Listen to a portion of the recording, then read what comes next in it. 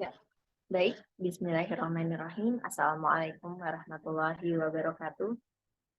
Alhamdulillahirabbil alamin. Assalatu wassalamu ala asyrofil anbiya'i wal mursalin wa ala alihi wa sahbihi ajma'in. Amma ba'd. Perkenalkan, saya Nadia sebagai moderator kajian Sirah Nabawiyyah malam ini yang diselenggarakan oleh Masjid Baitur Rahman Kaum Muhammadiyah Subang. Terima kasih kepada hadirin yang telah hadir tepat waktu. Untuk memulai acara ini demi kelancaran dan keberkahan majelis ilmu ini, marilah kita membaca basmalah bersama. Bismillahirrahmanirrahim. Bismillahirrahmanirrahim. Sebelum materi berlangsung, saya ingatkan kepada hadirin guna mendengarkan dengan posisi paling aman. Bagi yang ingin bertanya, dapat langsung menuliskan di kolom komentar. Baiklah, mari kita simak bersama episode malam ini yang berjudul Isra dan Mi'raj. Selamat menyimak dan kepada Ustaz Abdul, kami silakan. Terima kasih Mbak Nadia. Assalamualaikum warahmatullahi wabarakatuh. Alhamdulillahirabbil alamin. Wassalatu wassalamu ala asyrafil anbiya'i wal mursalin. Sayyidina wa maulana Muhammadin wa ala alihi wa ashabihi ajma'in. Amma ba'du. قال الله تعالى في كتابه الكريم أعوذ بالله من الشيطان الرجيم بسم الله الرحمن الرحيم سبحان الذي أسرى بعبده ليلا من المسجد الحرام إلى المسجد الأقصى الذي باركنا حوله لنريه من آياتنا إنه هو السميع البصير Al-ayah Sadaqallahul Azim. Para peserta kajian yang terhormat, kajian Sirah Nabawiyah. Di sini ada Mbak Dewi Purnamasari ya, ada Mbak Nadia tadi moderator, Bu Nur Hidayati. Ini Bu Nur Hidayati Bidan ya. Ada yang Hisham, Ibu Sri Rahayu, wah dari Palembang ini. Apa kabar Palembang? Jadi pengen makan pempek nih kalau ada Bu Sri Rahayu ini. Ada yang Hayatun, semoga sehat. Ada Mas Ahmad Maulana dan Mas Johan. Mas Johan ini yang duta AIDS ya? Ya. Atau bukan ya?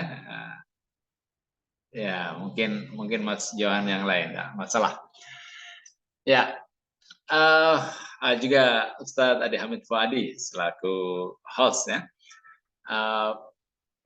Petang hari ini saya akan bahas tentang Isra Mi'raj karena kita masih di bulan Rajab ya. Pada pekan yang lalu kita membahas tentang bulan Rajab.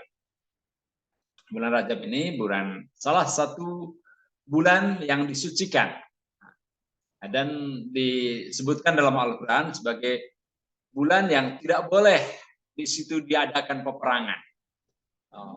Jadi di bulan-bulan suci itu, bulan-bulan haram, yaitu bulan Rajab, kemudian bulan Dzulqa'dah, Dzulhijjah, dan Muharram, keadaan masyarakat Arab harus tenang, ya, tidak boleh terjadi peperangan. Dan walaupun bulan-bulan ini, pengharaman bulan-bulan ini dilakukan oleh orang-orang Arab jahiliyah, namun hasil yang mereka lakukan itu sangat positif, sehingga Al-Quran pun mengabadikan. Jadi Al-Quran ini turun bukan di masyarakat yang kosong, bukan di tempat yang kosong, tapi turun di sebuah masyarakat yang sudah memiliki peradaban, memiliki kebudayaan sendiri. Ya. Jadi jika ada budaya-budaya yang baik, maka Al-Quran akan mendukung. Tapi jika ada budaya-budaya, tradisi-tradisi yang justru mendatangkan mudarat, seperti perilaku memakan rente, ya riba, kemudian memakan harta anak yatim, yaitu tentu dikecam oleh Al-Quran. Menyembah berhala itu dikecam oleh Al-Quran. Nah, jadi tidak semua praktek yang terjadi di sebuah masyarakat kemudian harus dibabat habis. Tidak. Di masyarakat kita, masyarakat Jawa pun, Jika ada praktek-praktek yang sangat baik, ya, umpamanya hormat kepada orang tua dan lain sebagainya, bahkan sampai pada tingkatan bahasa Jawa itu ada bahasa ngoko, bahasa kemudian agak kromo dan kromo inggil. Nah, kepada orang tua itu menggunakan kromo inggil. Maka itu suatu hal yang positif, ya.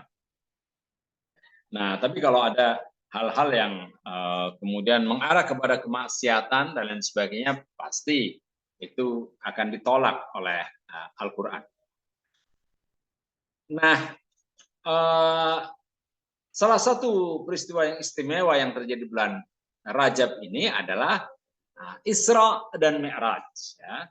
Nah, Isra itu adalah perjalanan di malam hari, night journey. Nah, jadi Rasulullah melakukan perjalanan di waktu malam hari. Itulah yang disebut dengan Isra.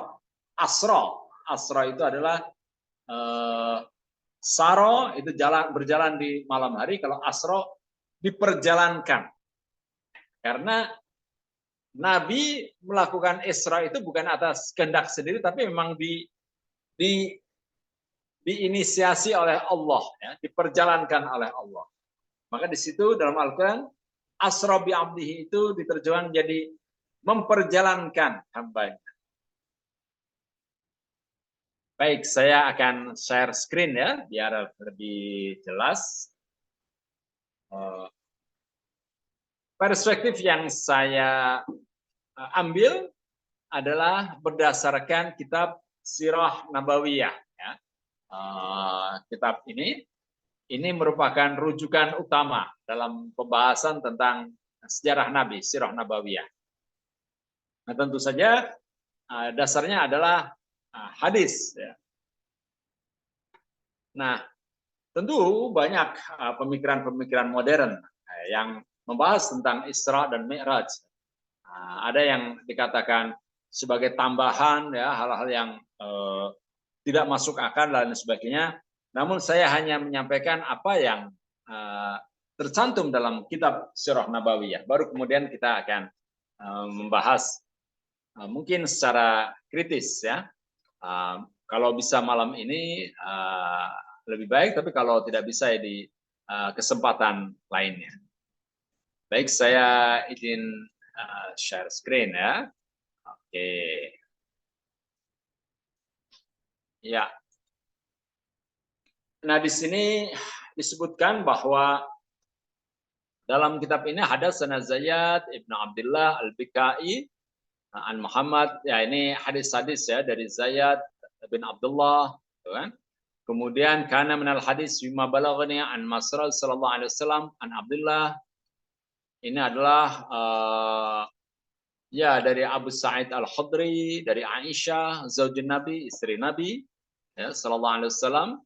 Kemudian juga Muawiyah bin Abu Sufyan. Muawiyah dan Aisyah ini meriwayatkan hadis yang sama, ya, bahwa intinya adalah bahwa peristiwa Isra dan Mi'raj itu adalah peristiwa rohani dan bukan peristiwa jasmani. Nah, kemudian walaupun banyak juga yang mengatakan bahwa ada yang mengatakan roh dan jasmani juga. Nah, kemudian juga ada Hasan bin Abil Hasan Al-Basri, ada Syihab Az-Zuhri, kemudian ada Ummu Hani. Ummu Hani ini adalah sepupu Rasulullah. Tapi yang penting adalah bahwa peristiwa ini adalah merupakan ujian, ya, merupakan seleksi. Apakah orang-orang yang sudah mengaku beriman itu betul-betul beriman kepada Rasulullah, ataukah hanya setengah-setengah saja? Kemudian juga ini merupakan tanda kekuasaan Allah. Ada juga ini merupakan pelajaran bagi orang-orang yang berakal, ulul albab, ya, hudan, petunjuk, dan juga rahmat, pengokohan bagi orang yang beriman kepada Allah, kan, dan membenarkannya, seperti yang dilakukan oleh Abu Bakar As-Siddiq. Ya. Nah, bahwa peristiwa ini adalah untuk menunjukkan bahwa Allah itu kuasa untuk melakukan apa yang ia kehendaki. Dan ini merupakan salah satu bukti-bukti kuasaannya. Linuriyahu min ayat. Nah, jadi agar kami memperlihatkan tanda-tanda kekuasaan kami. Demikian firman Allah. Ya, bentar.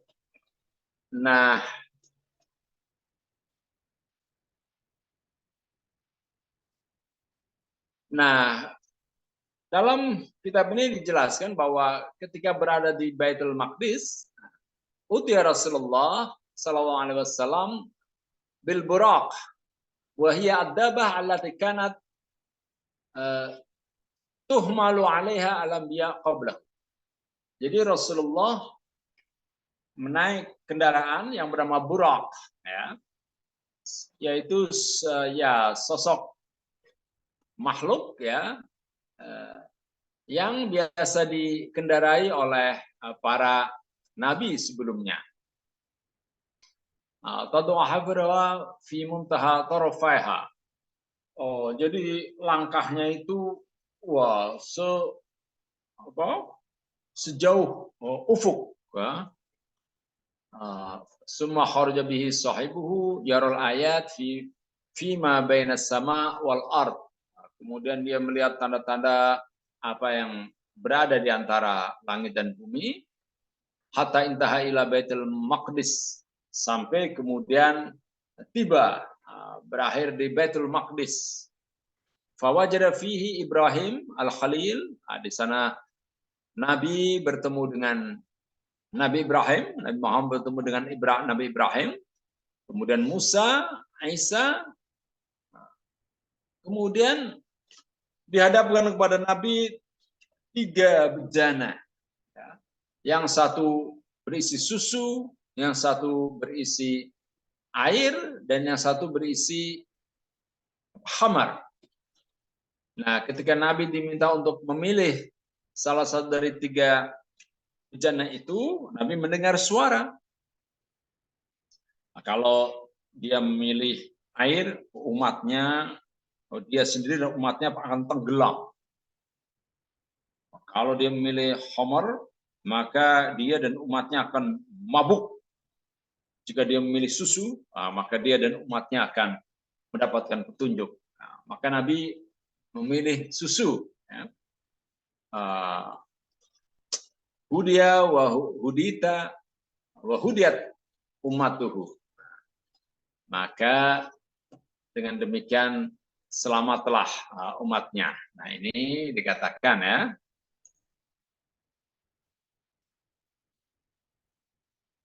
Ya, beliau dinaikkan di atas burak. Burak itu dari kata-katanya baraka, faida bariqal basar. Nah, itu kan, itu seperti yakadul barku yahtafu absaruhum, apa? Kilat. Al-barku itu kilat. Jadi burak ini ya seolah-olah seperti kilat, gitu kan. Terus sangat cepatnya. Nah, ini dia. Ada hadis yang mengatakan bahwa beliau itu hanya diberi 2 bejana susu, bejana susu, dan bejana yang berisi khamar. Ya. Tapi di sini dalam hadis yang lain dikatakan ada 3 bejana. Ya, ini terjemahan dari tadi, ya. Nah, kapan itu terjadi? Bayana anak kalau Rasulullah SAW, di saat Anil Hasan anu qala, ya, bayana ana na'imun fil hajar, ketika saya sedang tertidur di dekat Ka'bah, irja'ani Jibril datang kepadaku, fahamazani biqadamihi, kemudian membangunkanku dengan kakinya. Fajalastu falam ara syai'an. Kemudian aku terjaga, aku duduk, tapi aku tidak melihat sesuatu apapun, kata Nabi. Fa'udtu ila madji'i. Maka saya pun kembali tidur. Faja'ani ats-tsaniyah fahamazani biqadamihi. Kemudian Dia datang lagi dan menggoyang-goyang dengan kakinya, membangunkanku. Kemudian aku duduk lagi dan belum melihat apa-apa, tidak melihat apa-apa. Kemudian saya tidur lagi sampai ketiga kalinya. Kemudian saya terduduk dan dia pun mengangkatku. Fakumtu ma'ahu, maka saya pun berdiri. Fakharaja bi ila babil masjid. Kemudian keluar denganku lewat pintu masjid. Faida dabatun abyad. Maka di situ ada buruk yang berwarna putih. Ya besarnya antara kuda dan bagal. Antara apa itu? Bagal itu anaknya keturunan keledai dengan kuda. Ya antara bagal dengan keledai. Ya kuda tapi kecil. Fi fahidaihi janahani yafharu bihima rijlaihi. Wah, jadi di kedua pahanya itu ada sayap yang terbentang. Yadahu fi muntaha tarfihi fa'amalan alaihi summa kharja ma'i la yafutni wa la afutu. Kemudian kami naik dan Jibril pun bersama-sama denganku. Ini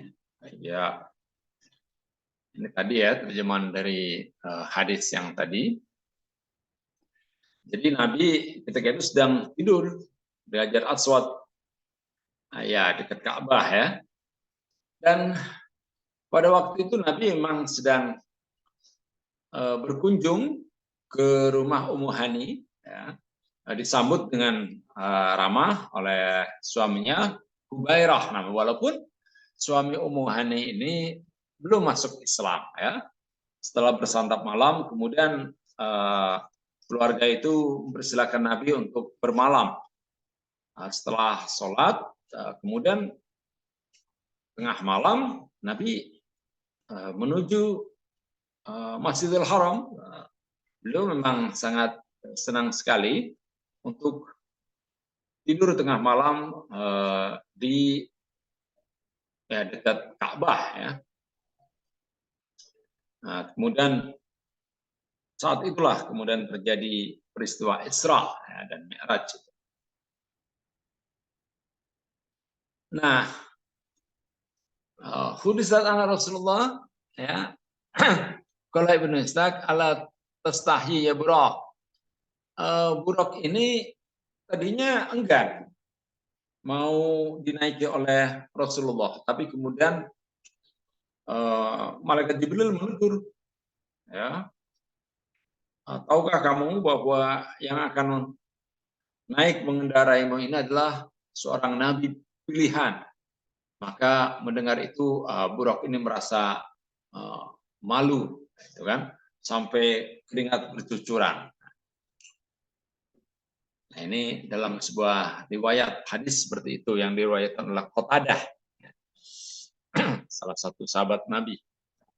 Mohon maaf, saya mau minum dulu, agak serak. Bismillahirrahmanirrahim.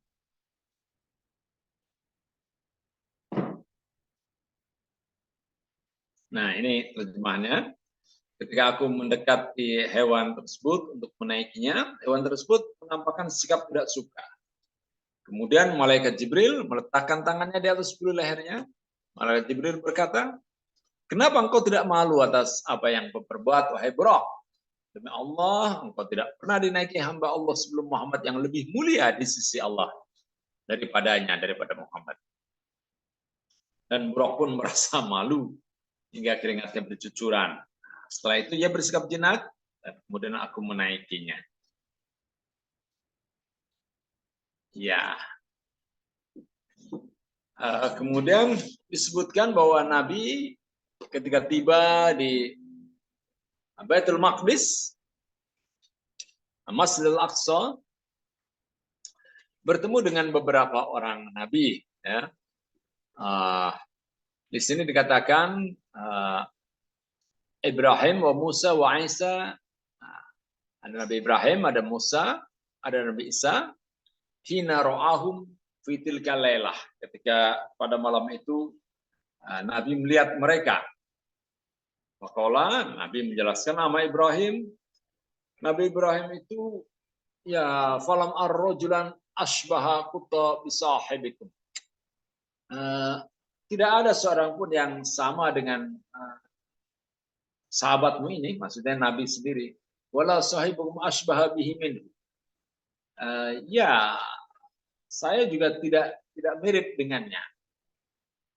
Jadi ya maksudnya ini mungkin ya tidak ada mirip kepada Nabi Ibrahim kecuali aku. Jadi dialah yang paling mirip Nabi Ibrahim. Wa amma Musa farajulun Adamun tawilun dorba ja'din akna ka'annahu min rijalin shanu'ah.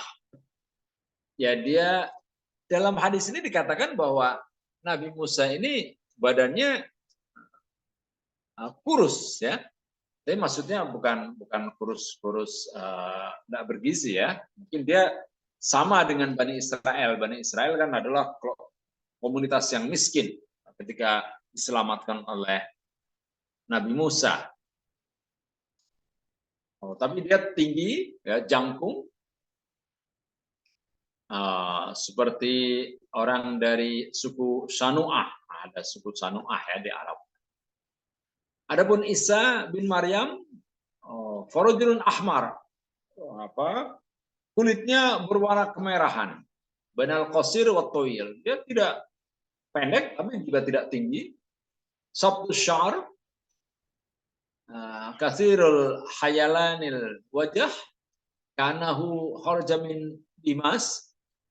Jadi rambutnya itu panjang ya, dan seolah basah, selalu basah, seolah baru saja dia itu membasahinya dengan air, tapi tidak ada air yang menetes. Jadi rambutnya seolah basah, wet look, ya, wet look ya.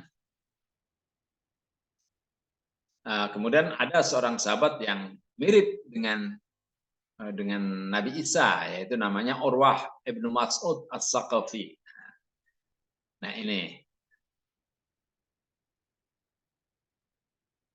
Nah berarti terjemahan tadi itu bahwa Nabi ingin mengatakan bahwa tidak ada yang saya tidak mirip dengan siapapun dan Nabi Ibrahim tidak mirip dengan siapa kecuali dengan saya. Jadi menunjukkan bahwa saya ini banyak kemiripannya dengan Nabi Ibrahim, sosoknya. Dari segi fisiknya, Nabi Musa berwarna sawo matang, tinggi, ceking ya, kurus maksudnya ya. Tapi gagah mesti kan, dia bisa jadi pemimpin Bani Israel. Rambutnya lebat, hidungnya mancung, seperti orang dari kabilah Sanu'ah. Nabi Isa kulitnya berwarna merah, rambutnya lurus, banyak tai lalat. Sepertinya beliau keluar dari kamar mandi dan engkau bayangkan kepalanya meneteskan air, padahal di kepalanya tidak ada air. Ya ini gambaran saja. Ya, karena ini disampaikan dengan bahasa lisan, ya jelas kita hanya berimajinasi saja, hanya berhayal saja, kira-kira seperti apa orangnya. Ya. Adapun Aisyah dan Muawiyah meriwayatkan bahwa ya Aisyah zaujun Nabi sallallahu alaihi wasallam, istri Rasulullah, hadatsani ba'du ali Abi Bakrin, keluarga Abu Bakar menyampaikan kepadaku, demikian dikatakan Ibnu Ishaq, ma fuqida jasadu Rasulullah sallallahu alaihi wasallam walakin Allah asra bi ruhihi. Jadi Rasulullah ini melakukan Isra itu dengan rohnya, tidak dengan jasadnya. Demikian juga diriwayatkan oleh Muawiyah bin Abi Sufyan, dikatakan bahwa ya mimpi yang terjadi pada Nabi itu adalah mimpi yang hak. Karena idza su'ilaan masar Rasulullah sallallahu alaihi wasallam qala shadiqatun. Itu adalah mimpi yang benar. Jadi peristiwa Isra Mi'raj itu adalah terjadi Nabi itu sedang bermimpi. Itu dikatakan oleh Muawiyah. Kalau kita ini mungkin yang muda-muda ya, pernah menonton film The Chronicle of Narnia, itu kan ada sekelompok ya 3 orang bersaudara ya, empat orang bersaudara yang bersembunyi di sebuah lemari pakaian yang besar, tapi tiba-tiba ketika dia masuk ke lemari itu ya, jadi mereka lagi main bola, sedang main bola, kemudian bolanya itu mengenai kaca jendela sampai pecah. Karena mereka itu takut dimarahin oleh pemilik rumah, mereka bersembunyi ya, di sebuah lemari. Ternyata lemari itu ketika dia masuki, ternyata menuju sebuah dunia lain. Nah, ternyata dia bertemu dengan apa? Oh, ya ada hewan macam-macam. Kemudian perang dan sampai mereka jadi raja, dulu waktunya lama itu. Tapi kemudian ketika mereka masuk lagi ke lemari itu, tiba-tiba seolah-olah baru saja kejadian terjadi karena pemilik rumah itu kemudian bawa bola itu. Oh, kalian yang tadi memecahkan jendela. Nah, jadi sesungguhnya peristiwanya itu hanya sebentar, hanya beberapa detik. Tapi mereka itu mengalaminya seolah-olah bertahun-tahun. Nah, mungkin seperti itu ya, gambaran tentang Isra. Ya kita kalau bermimpi kan begitu, seolah lama sekali ya. Jadi sesungguhnya ya kita hanya tidur beberapa jam saja, atau hanya beberapa menit mungkin. Nah di sini ya Rasulullah tidak pergi dengan badannya, sebagaimana dikatakan oleh keluarga Abu Bakar. Ya. Namun Allah mengisrakan rohnya. Jadi Abu Bakar itu percaya dengan apa yang terjadi pada Nabi. Tapi memang itu adalah peristiwa spiritual. Di sini Muawiyah juga mengatakan, sungguh mimpi-mimpi dari Allah Ta'ala adalah benar. Sebagaimana Nabi Ibrahim pernah bermimpi menyembelih anaknya. Maka itu adalah benar dari Allah datangnya. Jadi ada mimpi yang jika itu terjadi pada orang-orang yang soleh, ya, ahli ibadah, maka itu adalah sesuatu yang benar. Adapun kita, ya mungkin mimpi-mimpi yang kita alami hanya sekedar bunga tidur. Ya. Kadang-kadang ya tidak jelas juga, kadang-kadang ceritanya juga agak kacau begitu. Kita ketemu dengan orang yang ya tidak pernah kita bayangkan sebelumnya, itu kan bisa saja terjadi. Nah, tapi lain halnya jika itu terjadi pada sosok seorang nabi, ya, orang yang banyak berjuang memikirkan umat, soleh, ya, selalu meluangkan waktu demi kepentingan umum, kepentingan masyarakat banyak. Ya tentu dia jika pun bermimpi maka mimpinya bukan mimpi yang sembarangan. Nah ini diriwayatkan oleh Ummu Hani tentang peristiwa Isra Mi'raj itu. Nah Ummu Hani ini adalah anak dari Abi Thalib, jadi sepupu Rasulullah. Dan dia namanya itu, ada yang mengatakan namanya itu Fatihah, ada yang mengatakan namanya itu adalah Hindun. Innaha kanat taqul, dia itu pada waktu itu dia berada di rumahku, itu kan. Dia tidur di rumahku pada malam itu, kemudian sholat isya, ya, kemudian tidur lagi dan kami juga tidur, dan sebelum subuh dia membangunkan kami. Setelah kami sholat subuh, ya, kami sholat bersamanya, dia mengatakan, wahai Ummi Hani, saya tadi malam sholat isya bersama kamu kan, sebagaimana yang kamu lihat sekarang ini, ya kita sholat di lembah ini. Tapi kemudian saya itu pergi ke Baitul Maqdis, di Yerusalem. Nah, kemudian saya sholat di sana, kemudian ya kita sholat kembali di sini ya pada waktu subuh, sebagaimana yang kamu lihat. Nah, wah, tentu saja Ummu Hani itu kaget, gitu kan? Loh, bagaimana mungkin Nabi berada di sini tadi malam sholat isya bersama-sama, kemudian tidur, sekarang membangunkan isi rumah dan mengatakan bahwa dia itu baru saja berkunjung ke Yerusalem. Padahal jarak perjalanan dari Mekah ke Yerusalem itu adalah 1 bulan. Ya, perjalanan pada waktu itu menggunakan onta, ya, berjalan kaki. Maka aku berkata kepadanya ketika dia mau keluar rumah, ya bunda, ya Nabi Allah, wahai Nabi Allah, sebaiknya kamu jangan menceritakan hal ini.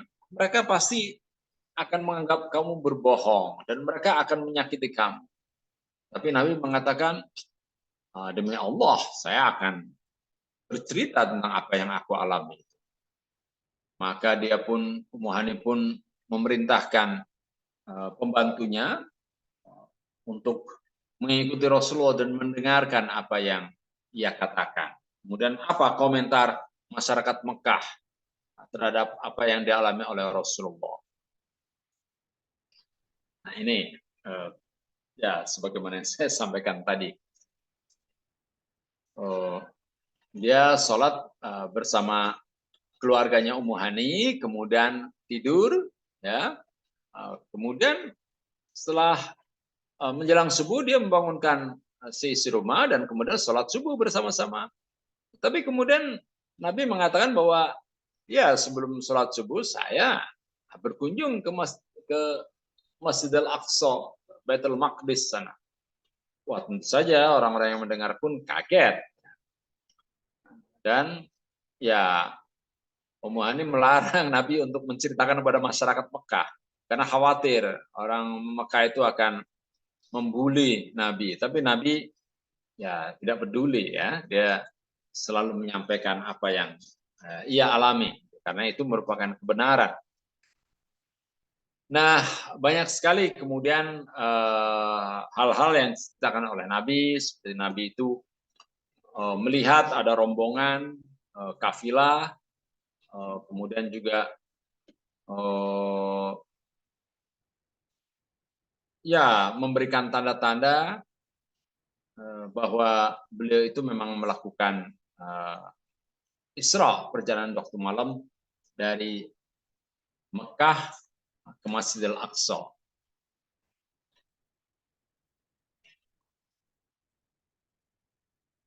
Nah,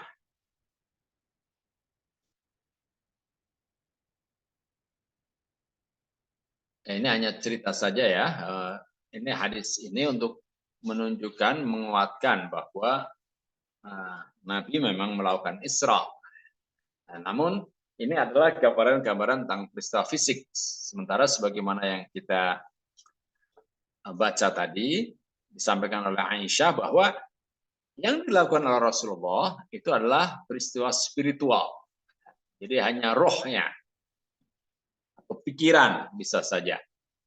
Nah ini dikatakan bahwa Nabi bertemu dengan rombongan, itu kan ada sebuah rombongan sedang beristirahat dan mereka itu punya bejana air. Kemudian Nabi mendarat di situ, kemudian membuka bejana itu dan minum airnya.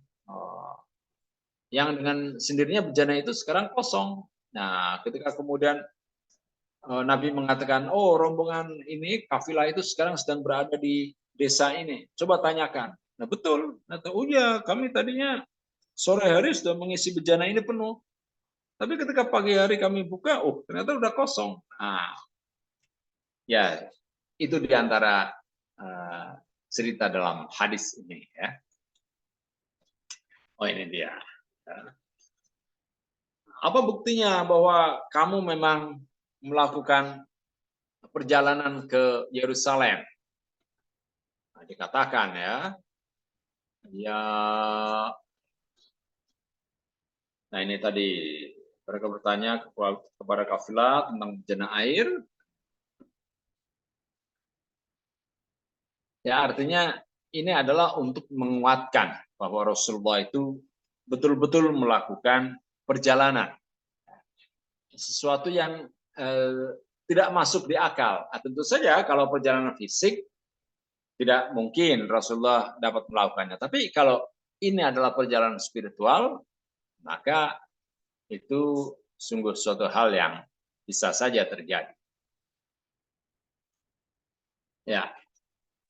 Nah, kemudian, itu tadi tentang Isra ya. Sekarang adalah Mi'raj. Dan Mi'raj itu adalah su'ud Rasulullah SAW ila Sidrah al-Muntaha. Perjalanan Rasulullah naik ke Sidrah al-Muntaha. Sidrah itu adalah simbol pengetahuan. Al-Muntaha itu yang penghabisan. Jadi Rasulullah mendapatkan pengetahuan yang paripurna, yang paling sempurna. As-Sidrah al-Muntaha. Sidrah itu simbolnya itu adalah sebuah, ya, jadi sidrah itu adalah pohon pengetahuan. Pohon yang tumbuh di atas air dan bercahaya. Seperti pohon terang. Ya. Jadi kalau setiap bulan Rajab, umpamanya kita bikin pohon terang ya, pakai ya seperti seroja itu, seperti teratai. Teratai kan tumbuh di atas air itu. Nah, kemudian dikasih lampu-lampu yang bercahaya, nah itu ya sangat pas, gitu kan. Tapi ini bukan sesuatu hal yang terkait dengan ubudiyah ya, ini masalah budaya saja, masalah hal-hal yang duniawi saja. Tidak perlu diada-adakan juga ya. Ya, yang penting inti dari Isra Mi'raj itu adalah perintah untuk sholat. Itu yang sering kita dapatkan dan memang itulah poinnya. Maka bagaimana kita bisa menjalankan sholat dengan baik sesungguhnya. Nah, di sini dikatakan oleh Rasulullah ya, ketika saya sudah selesai dengan urusan di Baitul Maqdis ya, sholat, mengimami para nabi ya, atabil mi'raj ya. Walam ara syai'an qutta ahsana minhu wa huwa alladhi yamuddu ilaihi maitakum ainaihi idza hadar. Fa sa'adani sahibi fihi hatta intaha bi ila babin min ababis sama yuqal lahu babul hafadah. Nah, dia naik berat kemudian ya bersama malaikat Jibril, dialah yang as'adani ya, yang membantu untuk naik sampai tiba di salah satu pintu langit, yaitu pintu hafadzah. Hafadzah ini apa ya? Ya, penjaga. Alaihi malakun minal malaikah yuqallahu Ismail. Nah, dijaga oleh seorang malaikat yang bernama Ismail. Malaikatnya bernama Ismail. Orang Ismail juga merupakan salah satu nama yang populer di Indonesia ya, bagi anak laki-laki. Nama yang paling banyak dipakai oleh anak laki-laki di Indonesia itu ternyata Sutrisno. Ya. Tahtanya Dehi Isna Asyara Alfa Malak. Jadi di sekelilingnya ada 12.000 malaikat. Tiap-tiap malaikat itu membawai 12.000 malaikat lagi. Dulu 12.000 malaikat luar biasa. Nah, maka ada ayat dalam Al-Qur'an, wa ma ya'lamu junuda rabbika illahu. Tidak ada yang mengetahui tentara pasukan Tuhannya kecuali Dia. Falamanda halabi qalaman hadza ya Jibril. Ismail ini, malaikat yang bernama Ismail ini bertanya kepada malaikat Jibril ketika Nabi hendak masuk ke pintu langit. siapa ini? Wahai Jibril. Jibril mengatakan, hada Muhammad. Dia ini Muhammad. Ismail bertanya, apakah dia itu memang diutus? Nah, jawab oleh Jibril, na'am, ya. Fada'alahu bi khairi. Nah, maka Ismail ini, malaikat Ismail ini mendoakan Nabi dengan doa yang baik. Nah, ini dia. Setelah selesai tugasku di Baitul Maqdis, aku melakukan Mi'raj. Dan aku tidak pernah menyaksikan sesuatu yang lebih indah daripada peristiwa Mi'raj. Ya, tentu saja ya. Beliau bisa melihat bumi dari atas. Mi'raj adalah sesuatu yang dilihat kedua mata salah seorang dari kalian jika ia hendak meninggal dunia. Wah. Jadi sesuatu yang dilihat jika hendak meninggal.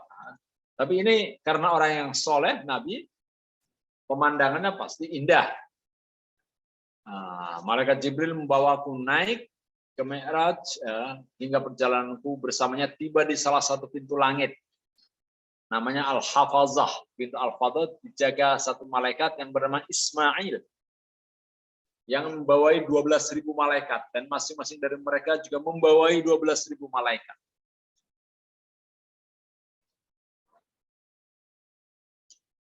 Ya, ini ada dalam surat Al-Mudassir ya. Wa ma ya'lamu junudahu illa huwa. Nah, ini tadi sudah kita sampaikan. Ya.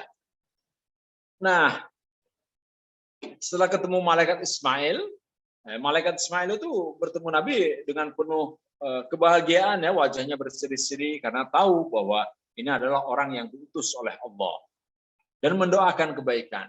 Nah, kecuali satu ini, malaikat Malik yang tidak pernah tersenyum, tidak pernah tertawa, wajahnya itu selalu serius.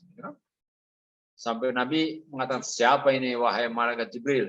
Wahai Jibril, kok dia ini tidak pernah, wajahnya kok tidak berseri-seri seperti malaikat-malaikat yang lain? Nah, dijawab oleh Jibril, ya, dia ini adalah penjaga neraka.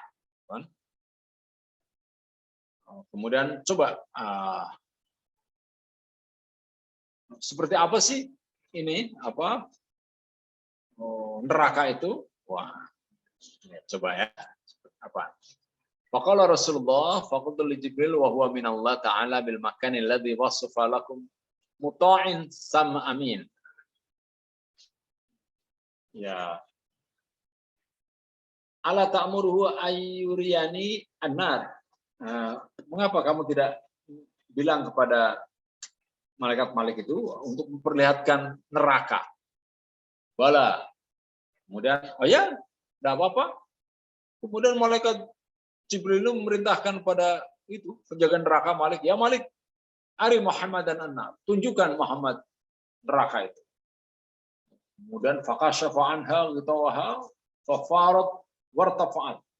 Kemudian ketika pintu neraka itu dibuka, maka kemudian apinya itu menyala-nyala dan naik ke atas. Hatta dzanantu la ta'khudanna ma ara. Sampai aku menyangka bahwa ini apinya akan membakar semuanya. Kemudian saya berkata kepada Jibril, Jibril, udahlah, tutup lagi itu nerakanya. Maka kemudian malaikat Jibril pun memerintahkan untuk menutup. Nah, ya. Oh, mana tadi ya? Sebentar. Ya, maka kemudian malaikat itu pun menutup pintu neraka lagi. Ya, ini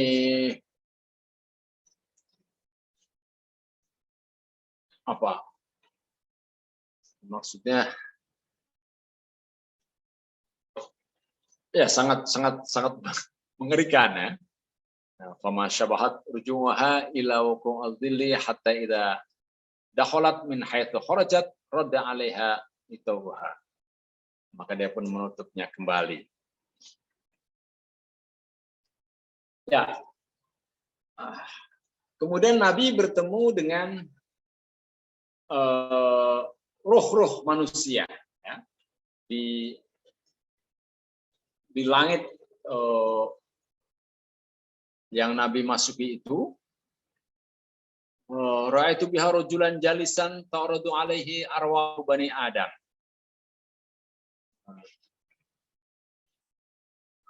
Fayaqulu li ba'dha idza aradat alaihi khairan fayasur bihi. Nah, ini roh yang baik, ya, itu keluar dari jasad yang baik. Tapi roh yang tidak baik, ya keluar dari jasad yang tidak baik, yang banyak melakukan dosa, itu saja. Jadi ya keadaan manusia yang soleh, yang banyak melakukan kebaikan, banyak beribadah, ruhnya adalah sangat baik. Berbeda jika ya ketika di dunia ini tidak melakukan kebaikan, malah banyak berbuat dosa, maka ruhnya pun ya tidak senang, ya, jadi bermuka masam, ya. Ruhun habisatun kharaja min jasadin habis. Jadi ruh yang buruk keluar dari jasad yang buruk. Ruhun thayyibatun kharajat min jasadin thayyib. Wa idza marad bihi ruhul kafir minhum affafa minha wa karaha. Nah, jika ada ruh yang wa idza murtu bihi ruhul kafir minhum affafa minha wa karaha. Ya, mereka akan mengejek, ya, akan tidak bermuka manis. Roh itu gambaran saja. Yang juga di situ di langit yang Nabi datangi itu, langit ketujuh itu, Nabi bertemu dengan orang-orang yang wajahnya itu mirip, ya bibirnya itu mirip bibir onta, di tangannya itu fi aidihim qita'um min narin kal afhar. Terdapat batu seperti ya potongan batu yang panas dari neraka, yaqdhifunaha fi afwahihim, dan kemudian mereka menelan batu ini. Fatahruju min adbarihim, dan kemudian keluar dari perut mereka, dari dubur mereka itu. Fakultu man haulai ya Jibril, siapa mereka itu Jibril? Qala haulai aklatu amwalil yatama zulman. Oh, mereka itulah orang-orang yang makan harta anak yatim, ya, dengan tidak hak. Mereka itu seperti makan batu neraka yang panas. Kemudian sumara itu rijalan lahum butunun lam armisaha qutta bisabili ali fir'aun yamuruna alaihim kal ibil. Saya melihat ada orang-orang yang perutnya itu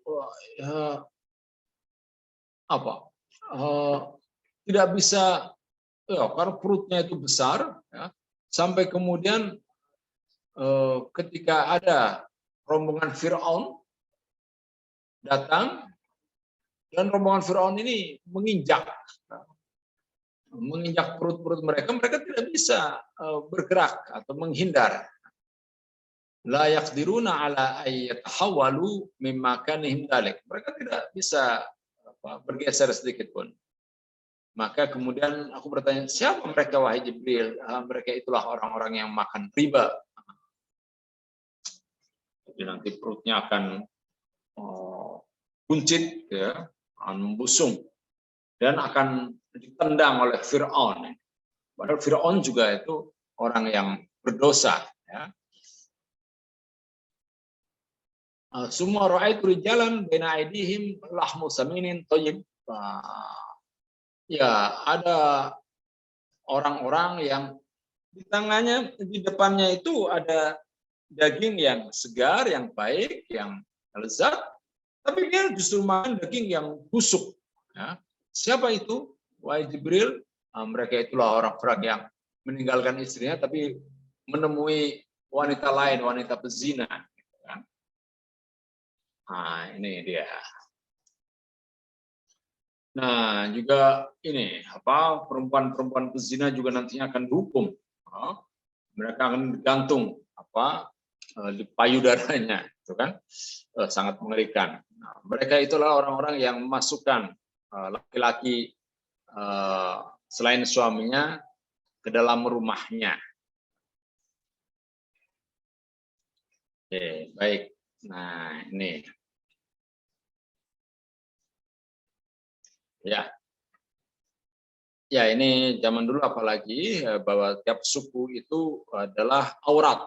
Jadi tidak boleh ada laki-laki selain suku mereka itu masuk ke dalam kabilah mereka, suku mereka.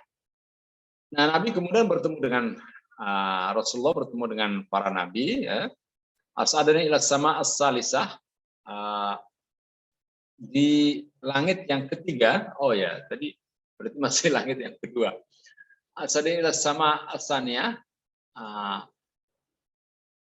Faida fiha ibnan al-Khalah Isa bin Maryam. Oh, di langit yang kedua Nabi bertemu dengan Nabi Isa bin Maryam dan Yahya bin Zakaria. Kemudian di langit ketiga ketemu dengan seorang yang wajahnya itu seperti bulan purnama. Siapa itu? Dia adalah Yusuf ibnu Yakub. Oh, Nabi Yusuf. Kemudian langit keempat ketemu dengan Nabi Idris. Walau makanan alayan, kalau summa asada inda sama'il khamisah, di langit kelima, kahlul abyad rasi wal lihyah azim al asyun lam ara kahlan ajmal minhu wa qultu man hadha Jibril fi qaumi Harun ibnu Imran. Dia itu Nabi Harun. Ya. Kemudian di langit ke-6 bertemulah Nabi dengan Nabi Musa. Nabi Musa ibnu Imran. Ya. Nah, kemudian ketika sampai di langit ke-7,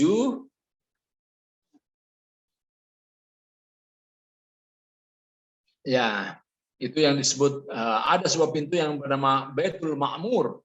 Yadkhulu kulla yaumin sab'una alfin malak la yarji'una fihi ila yaumil qiyamah. Setiap hari datang masuk ke pintu itu 70.000 malaikat dan mereka tidak pernah keluar lagi ya, sampai hari kiamat. Nah, di situ beliau ketemu dengan Nabi Ibrahim. Summa dakhala biyal jannah. Kemudian saya masuk surga, ke dalam surga, dan di sana ketemu ada seorang perempuan cantik ya, berkulit hitam. Saya bertanya, kamu punya siapa?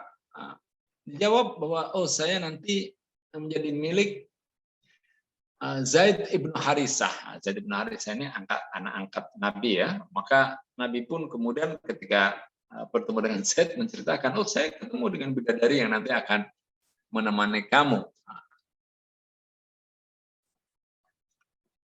Ya.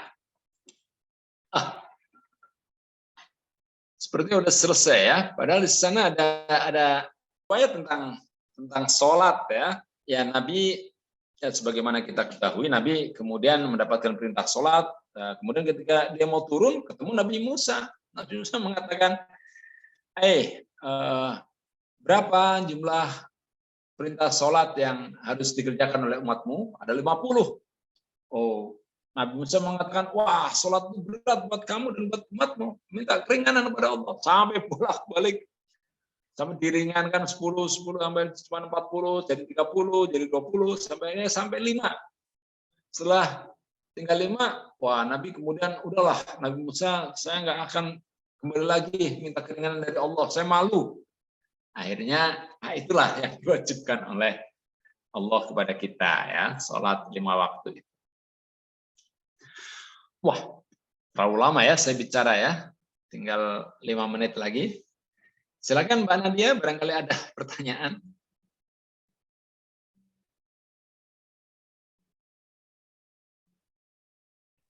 Ya, baik, sudah ada pertanyaan dari Pak Ahmad Maulana, peristiwa Isra Miraj terkait erat dengan perintah sholat. Ada tips nggak Ustadz bagaimana agar kita bisa istiqomah menjaga sholat termasuk menambah dengan sunnah? Begitu juga dengan anak-anak kita, caranya bagaimana agar rajin sholat. Mungkin ada doa khusus dari Nabi. Terima kasih. Oh, terima kasih Mas Ahmad Maulana ya. Betul, Isra Mi'raj ini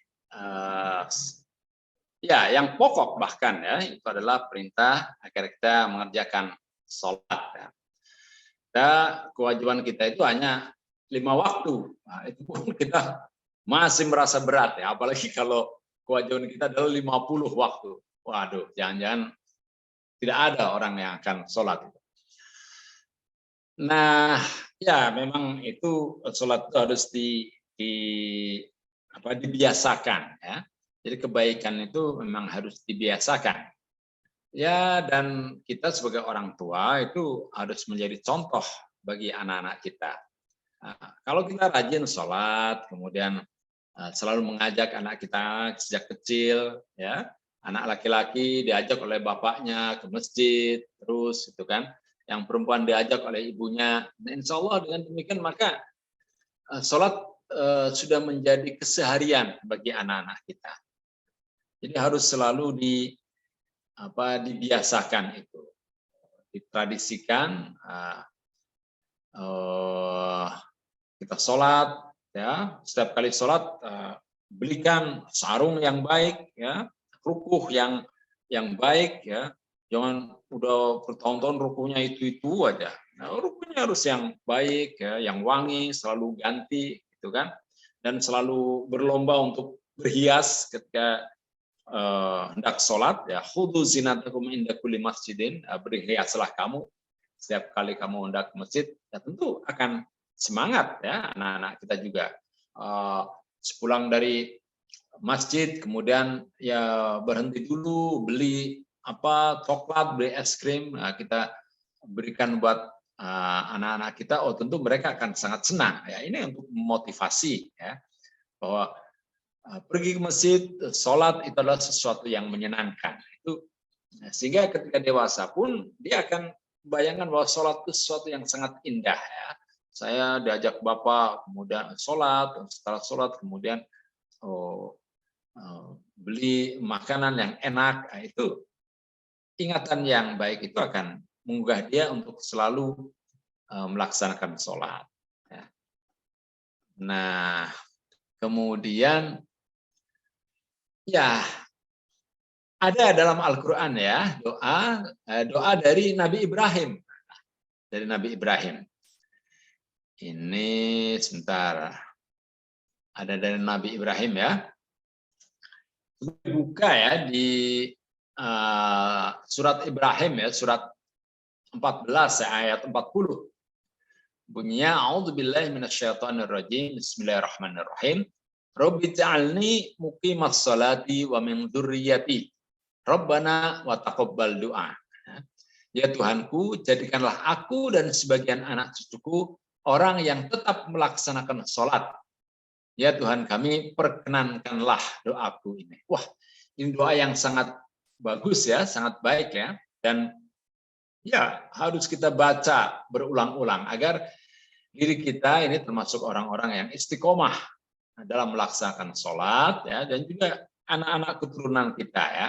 Anak-anak kita, cucu-cucu kita itu adalah orang-orang yang tidak meninggalkan sholat. Nah, ya, wa'mur ahlaka bis sholat, dan perintahkan anak-anakmu untuk melakukan sholat, itu perintah dari Allah. Ya, saya kira demikian ya Mbak Nadia. Wah, ini waktunya sudah habis ya. Terima kasih Mas Ahmad Maulana. Pertanyaannya bagus sekali ya. Ya, Dan sholat itu ini ya, tidak hanya merupakan kewajiban, apalagi beban ya, tidak ya. Tapi hendaknya kita jadikan sholat itu sebagai kebutuhan kita. Ya. Dan kita hendaknya jika ingin memohon sesuatu, ingin mencita-citakan sesuatu, ada mengharapkan sesuatu, kita memohonkan kepada Allah. Wasta'inu bis-sabri was-shalah. Ya.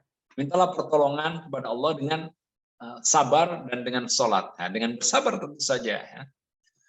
Dan Nabi sendiri setiap kali ada masalah yang mengganggu pikirannya, beliau itu selalu sholat. Ya. Jadi sholat itu bisa menenangkan pikiran, menenangkan jiwa. Ada yang lain, Mbak Nadia? Wah ini Belum ada lagi.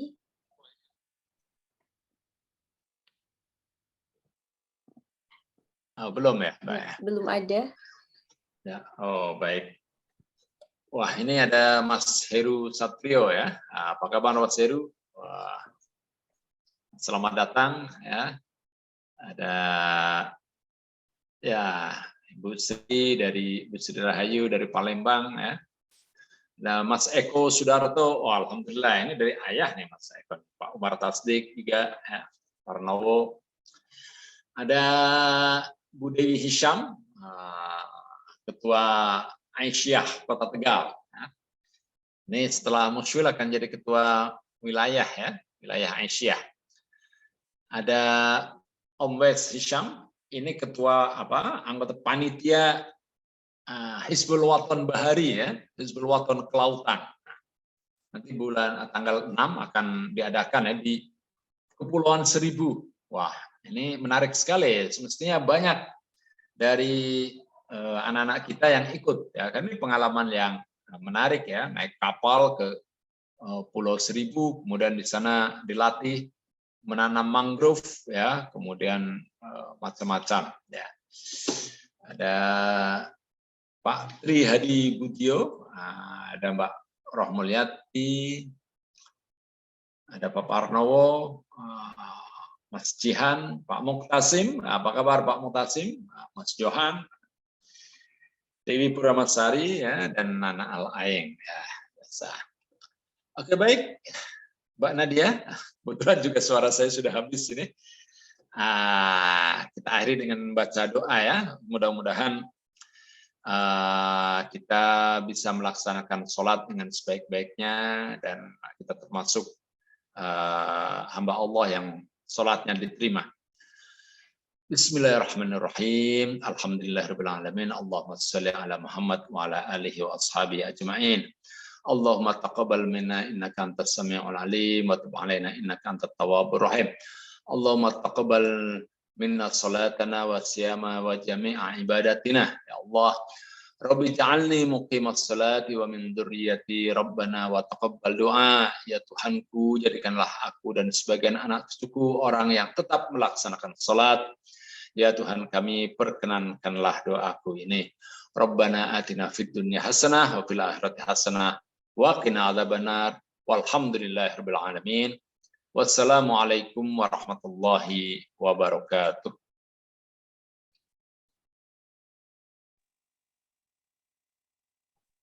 Assalamualaikum warahmatullahi wabarakatuh. Alhamdulillah atas kelancaran kajian malam ini yang berisi penjelasan yang mencerahkan dan pertanyaan yang menarik. Semoga kajian ini dapat meningkatkan ketakwaan dan kecintaan kita kepada Rasulullah.